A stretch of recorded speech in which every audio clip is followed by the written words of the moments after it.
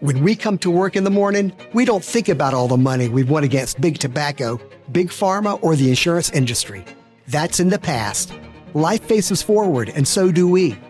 It's been said, to live in the past is to die in the present. What really matters is what we can do for you and your family right now, right this second. So call us, Farah and Farah, here for you, here for good.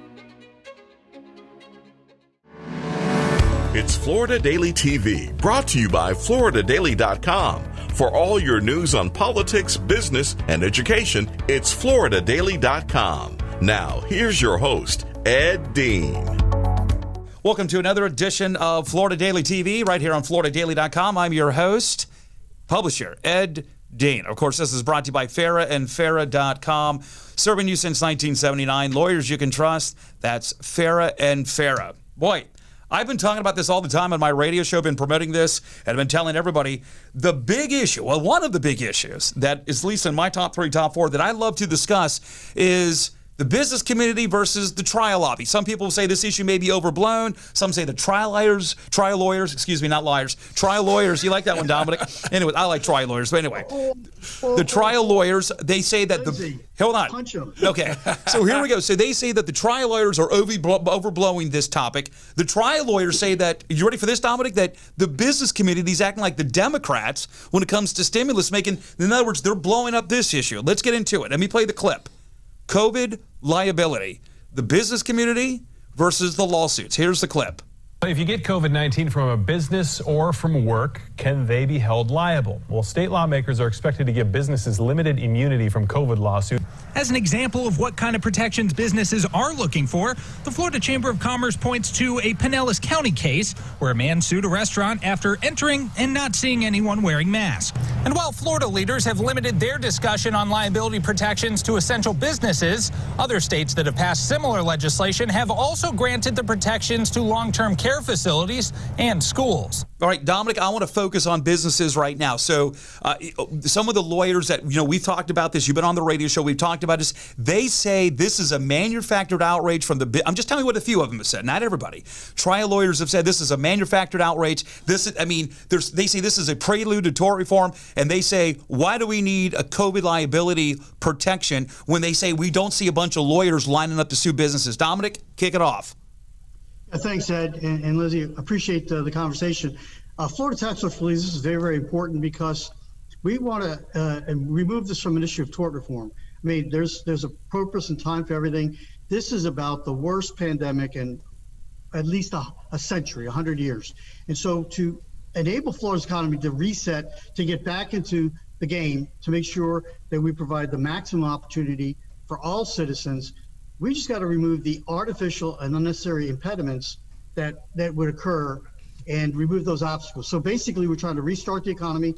By doing this, Florida Tax Watch has done nonpartisan, independent fact-finding with an independent economic firm that's found it's going to, not passing it would cost 356,000 jobs and about $28 billion with a capital B, $billion dollars of personal income and gross state product. So the point is, you want to make sure that we protect good actors, people that it's not just business organizations, it's churches, it's synagogues, it's nonprofit organizations, it's all kinds of entities that are good actors. We want to protect the good actors and certainly penalize the bad actors. They ought to be held accountable and brought to court or brought to bear if they're not going to follow any appropriate protocols and safety guidelines and the like from CDC and other kinds of All right, great point. By the way, Dominic Calabro is the president and CEO of Florida Tax Watch. Lindsey Brock here, he's also one of the legal commentators for the Florida Radio Network with McLeod Brock. Lindsey, here's the whole thing. Here's my question. First off, we call balls and strikes on this program. So why do we need to have all these lawsuits? I mean, you have a CDC guideline. A guideline is not set in the law. There hasn't been any new state statutes to mandate that businesses must comply with this and that. So why would why do trial lawyers want to jump in on these lawsuits then if there's nothing been set in stone as a state statute that maybe a company may not be abiding by it? Well, that's just it. There hasn't been an adverse effect on the Florida economy. Look at how our state is performing compared to other states around the country. Florida isn't being impacted by any flood of COVID-related lawsuits. This law that they're proposing is simply putting another layer, and actually, I'm looking at it, I think it's unconstitutional because there is really no other alternative method for people who are perhaps get COVID. Because think about it, here's how hard it is to do. Number one, you have to show that somebody there in that restaurant, in that business, had COVID. Number two, you've got to show that guidelines weren't followed, that they were negligent somehow, and that actually exposed that individual to COVID-19. Hold on, back up. Are you saying, I want to get to Dominic in a second, are you saying that that this is being overblown, that there aren't, I mean, I've seen a few of the ads in Orlando, but I will admit I haven't seen them advertised all over the place. Are you saying this is being overblown, that there isn't this epidemic or pandemic of lawsuits coming around the corner of businesses? That's exactly it. There's, last check I saw, there was maybe about 400, which seems like a lot. That sounds like a lot to me. In the legal world, that's a drop in the bucket. 400, Dominic, I didn't realize there's that many. To them, it's small. It's a lot. Hey, if you're one of the 400, it's one too many. Absolutely. I get that. But here's the real thing. This law is simply moving up the legal process. It's saying before you do any discovery, before I get a chance to say, hey, how many of your employees actually tested positive for COVID during this time that I was there? You've got to come up with a doctor that says, and then how are you going to do this? A doctor's got to say somebody in that place had COVID, they didn't wear a mask, they didn't do something wrong, and that's why this person got sick. Dominic, is the trial lobby overblowing the situation that what you just heard, or is this pretty much a very simplistic bill, or is this one of these we won't know what's truly in it until we pass it? We're trying to avoid a potential cataclysmic effect. So it's not unlike the first thing we want to do is help avoid just the unnecessary discovery, the actions to start with, to keep people distracted from starting their business, whether a pizzeria, whether it's a grocery store, whatever it might be, it's a nonprofit soup kitchen, whatever it might be. We want to make sure that they can focus on the recovery. And once we get through this pandemic, again, this is not for all kinds of suits. It's only related to COVID limited liability. So it's not entirely unlike what happened in 2006 when there was an effort to modify a joint and several liability. There were very few court cases that actually rendered judgments. But what was happening by attorneys, not you, of course, Lindsay, you would never do this. Actors, that what they were doing was just, it was a form of illegal attacks. And so they would, in effect, I mean, I'm exaggerating if I will, but it's kind of a form of seen as extortion to kind of like, look, we're going to push you. Yeah, I know you could be 1% liable here, but because joint and several, you could be responsible for the entire suit. So instead of a limited, we're going to go after the whole case. So often they pay $60,000, $80,000 just to keep them at bay and remove. Okay, them. So I'm seeing what you're saying. What we found out is that there was really very few judgments, a limited number of judgments, like 1.8 to settle out of court, 2.6 million. Right. That's the point here. But what the money was involved is in the discovery and the getting legal counsel to defend yourself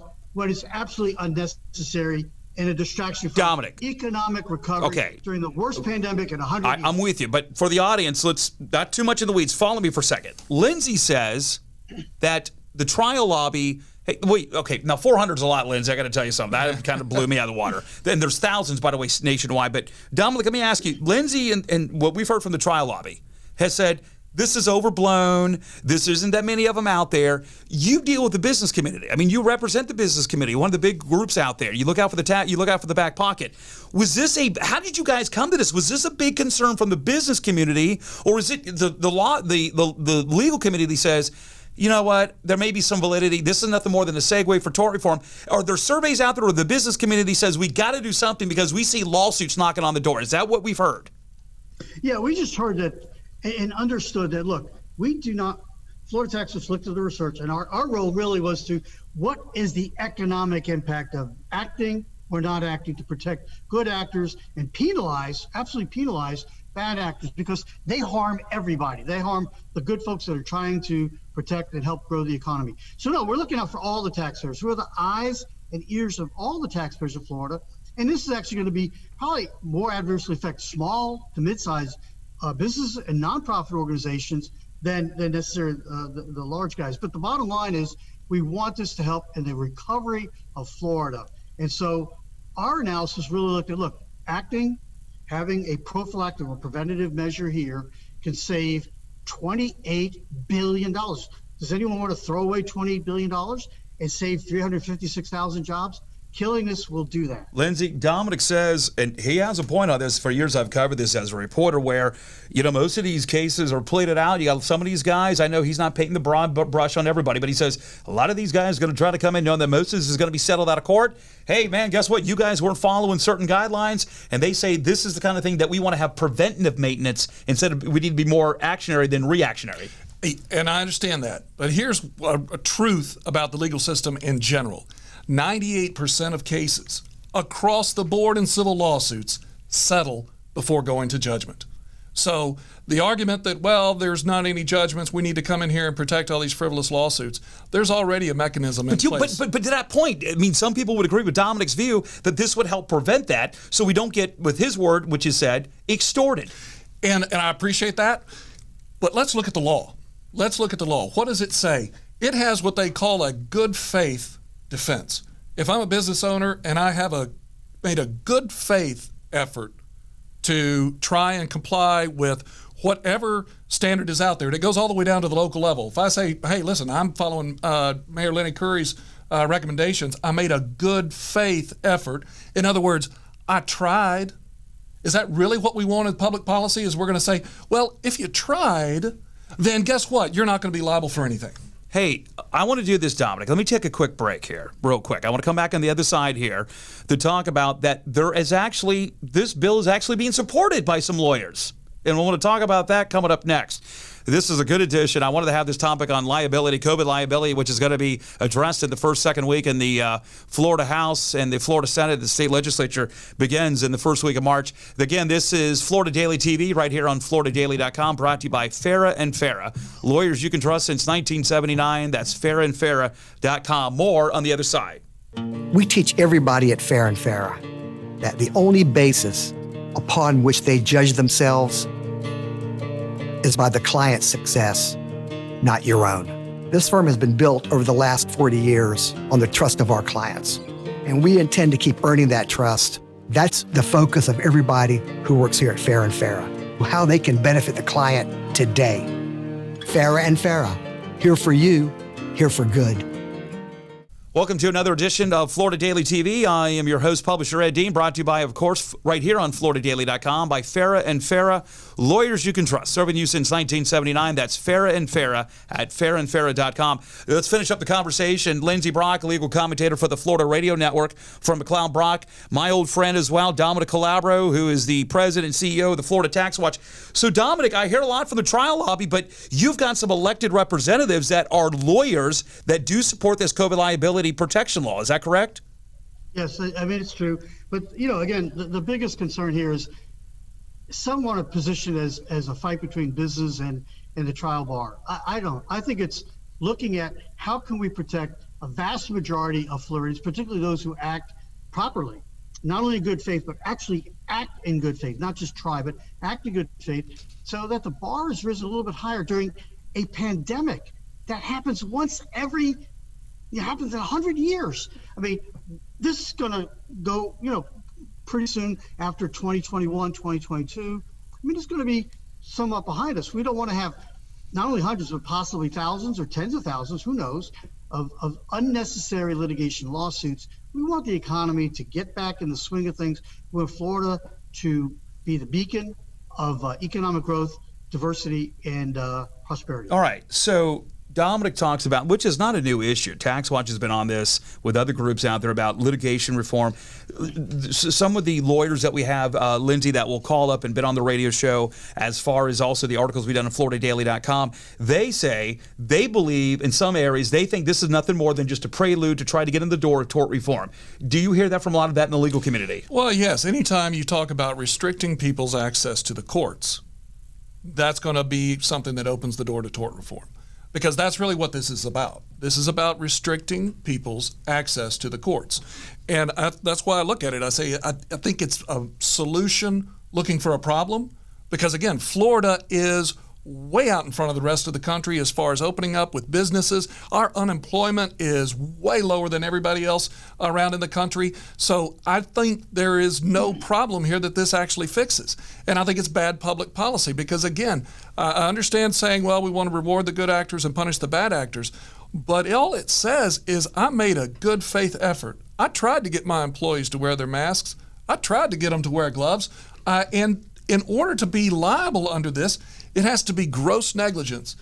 That's almost like intentionally saying, I got COVID. I'm going to rub it all over everything here. I know. But Dominic, so this is fun. We're having fun here today on the show, and everybody knows that. We all get along. But Dominic, how do you answer? I know you do more than numbers, and I don't want. But you are a policy guy. You know what's going on. You're more than just the numbers out there. You also have you do a lot of speaking throughout the state. What do you say in a discussion like this where the lawyer and a lot of the legal lobbying firms out there say, Dominic, this is nothing more than a back door, but it's up front, a sneak way into a prelude for tort reform. Is it true, and how do you answer that argument? Look, I don't believe it's true. I believe this is very specific to COVID-19. It's not to pneumonia. It's not to any other kind of health-related activity. It's not related to any other activity. So first of all, it is focused there too. I think it's really designed to help restart Florida's economy. And part of the reason, Lindsay, that Florida has really done so well is because we've had a Governor DeSantis has pivoted.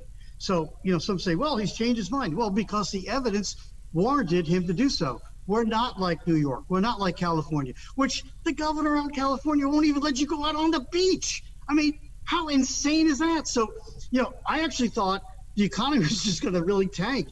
And fortunately, back in April or May, the economy, the numbers came out that the gross domestic product nationally was initially taking a reduction of 33% on an annualized basis. Right. Well, Florida had a $1 trillion economy annualized in February, of 2020. That would have brought it down to $700 billion, a $300 billion loss. Instead, we're only losing about 3 or 4%. It's still a lot. The key here is not acting on this, not enacting some thoughtful legislation. And again, Lindsay, let's fight. Let go in there. I'm not in that game.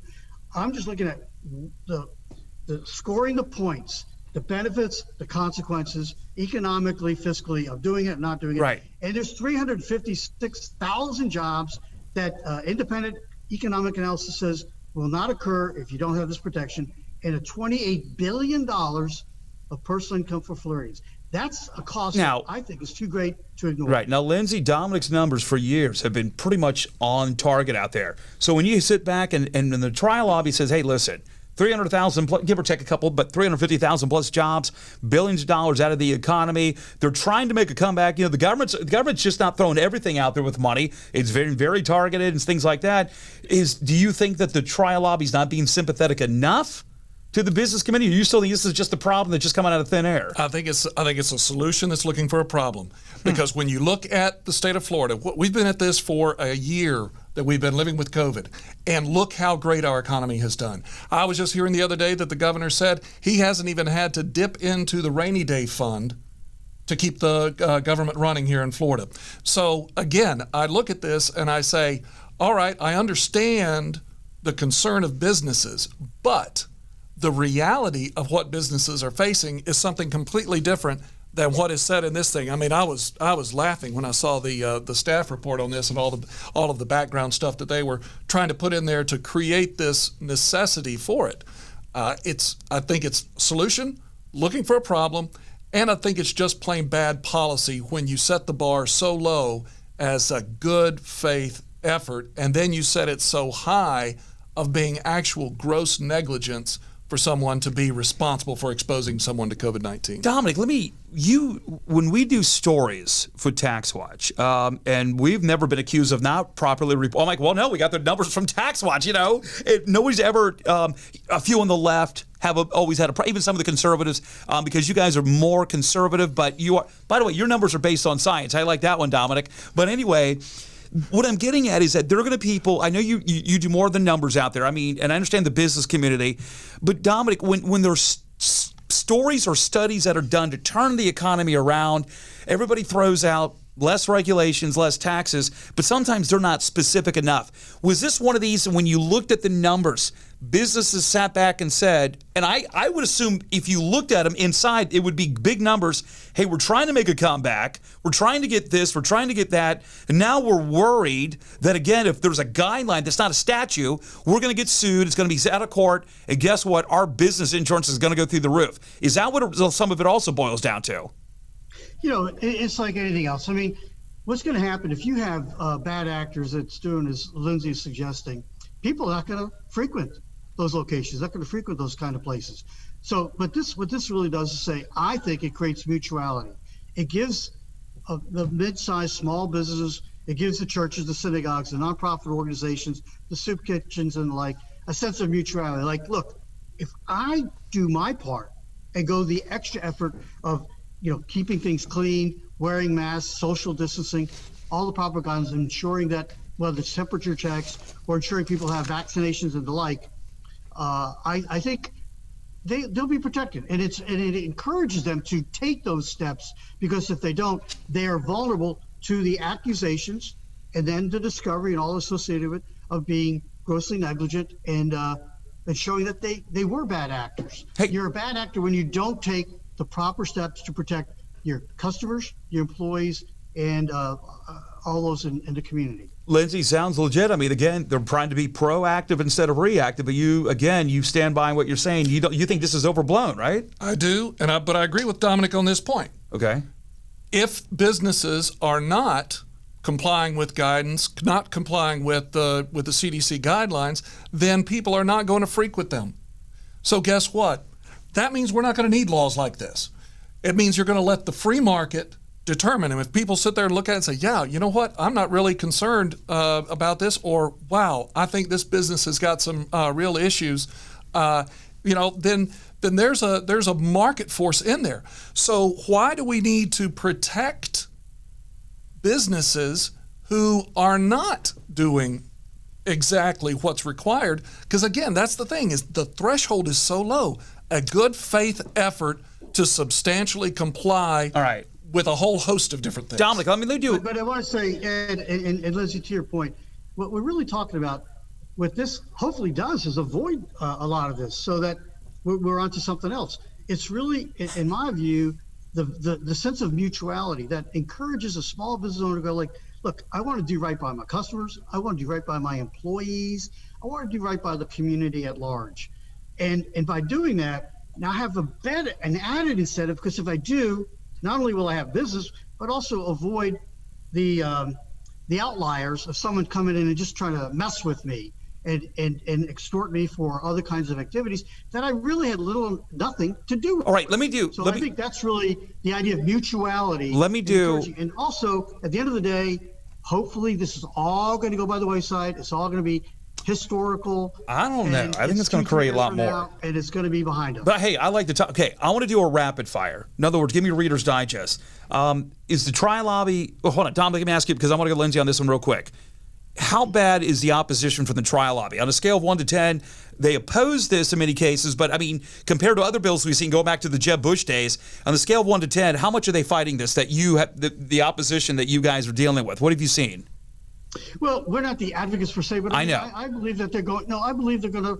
You know, this is their line of business, and look, it's just the way the system works. It's a check and balance, Right. give and take, puts and calls, and I think they're going to fight very, very hard in every way, and it's quite understandable. That's the free market system of ideas, Right. And what our democratic republic is built upon. The trial lobby, do you think they're not fighting this strong enough, or do you think this is just a small one, but there's bigger ones down the road they may fight? I mean, I think that they are opposing this. When you look and you see the people that have come out in various hearings and everything, I think there's a strong opposition to it, because it is that slippery slope. Because now it says, oh, well, it's only COVID-19. Well, guess what? What's next? What's next? What are we going to add? Food poisoning in there? We're going to add all these other different little things to where if there's a good faith, because that's the real concern.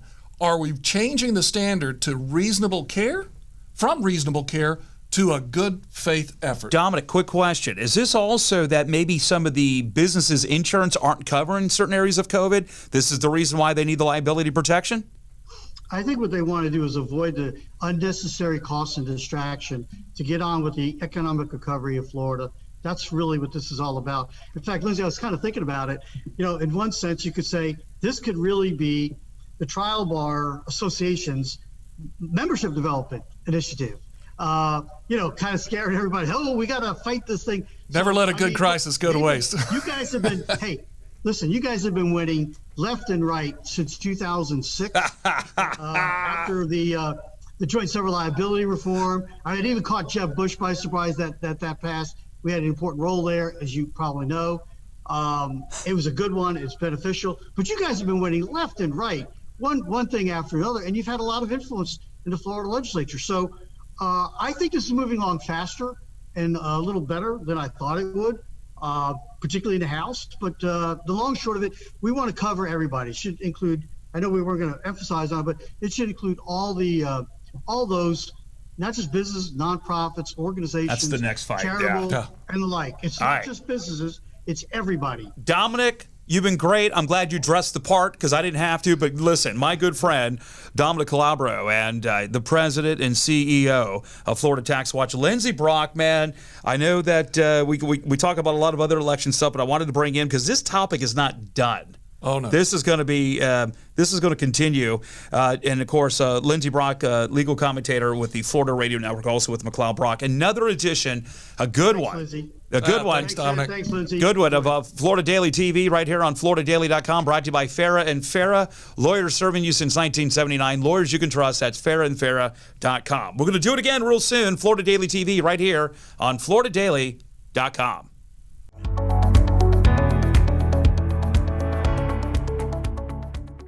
For over 40 years, I've had the pleasure of seeing Farah and Farah grow from just 3 employees to a team of over 300 across 15 offices. And though we've become one of the biggest firms in the Southeast, some things have never changed. Like how we treat every client who comes through our doors. And how we believe every case is a big case. Because since 1979, We've only measured our success by yours. Farah and Farah. Here for 40 years, here for good.